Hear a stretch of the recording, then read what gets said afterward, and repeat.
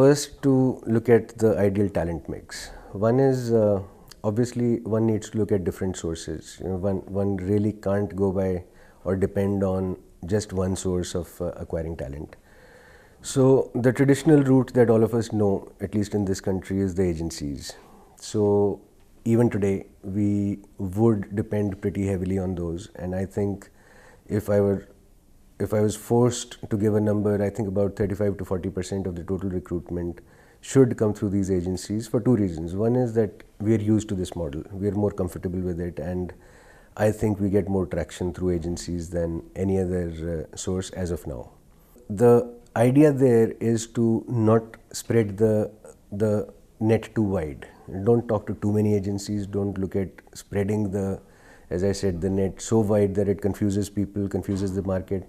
So look at 3 or 4 people that you can work with, 3 or 4 people who understand you, and 3 or 4 people who would spread the message that you want to spread in the market, which is at least consistent and is not confusing to people. So I think that is one source that one should bank on and one has to bank on in the current scenario.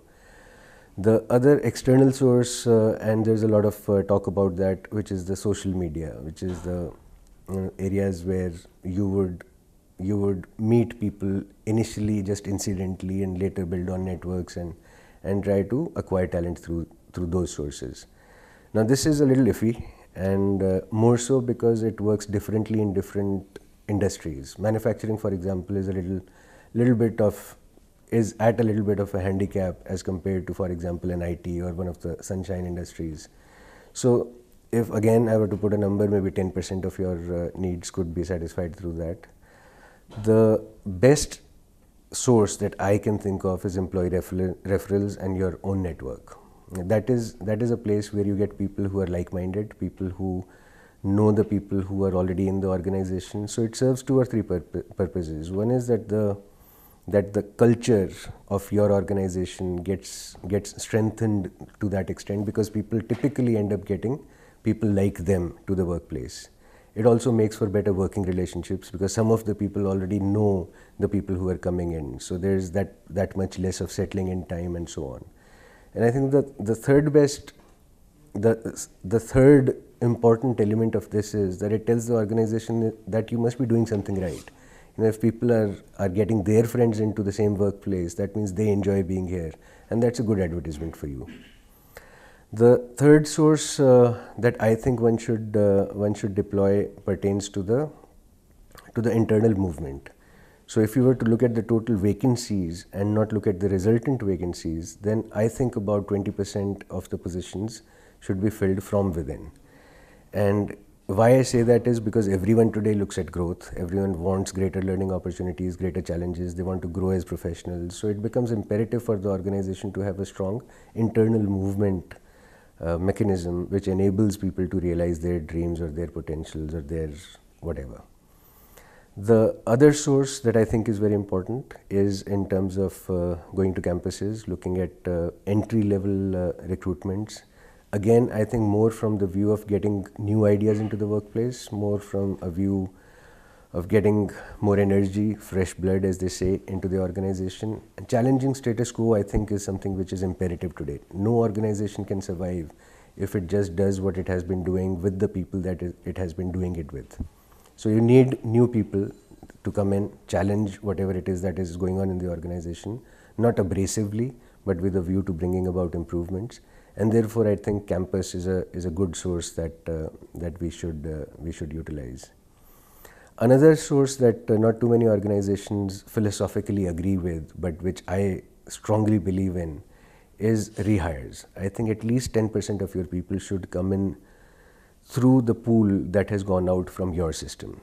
And again, there are 2 advantages to this. One is that they already know your systems, they already know your culture, they already know your people. So it's much easier for them to come in and start being productive as fast as they can. And the second and the under the surface advantage is that it's a great advertisement for the people who are left behind, because these people saw your system, were used to the way that you work, decided for whatever reason to go out, and then came back in. They chose to came back in, and it sends a very strong message to the people who are already in the organization. thinking that if there is a person who's experienced something which is different, has decided to come back, there must be something that works here. So their engagement and their stickiness to the organization is strengthened to that extent. Now how the okay, so another aspect is that this might not always work for the non-management staff also. There you might need to look at print media, for example, because you need to go out and recruit at different places.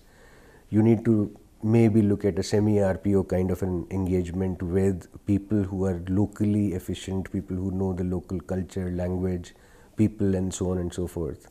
So for them, for the non-management staff, maybe a different set of sourcing mix is required. I think the overall rider is that the talent acquisition teams right now are a little hesitant, and the area that I missed out deliberately was the employee websites. That I think is a space that is becoming very, very crowded. We haven't had much traction in our personal experience. We really haven't gained too much out of that in the recent past. It's too much of work. The CVs that you get there are sort of not. I know they're not shortlisted. They can't be, but they're not even relevant at times. So what the talent acquisition teams need to focus on is what brings them the best ROI. And ROI in this sense is return on effort. It's not investment of money, but investment of effort. So be focused, understand what it is that your organization wants, what makes it click, and what are the sources that best apply to you. So referrals, for example, in some organizations might not be a big source. In some organizations, they're the prime source of recruitment. So it's not about getting the right sourcing mix in terms of percentages, so 40, 20, 30 or whatever that number is.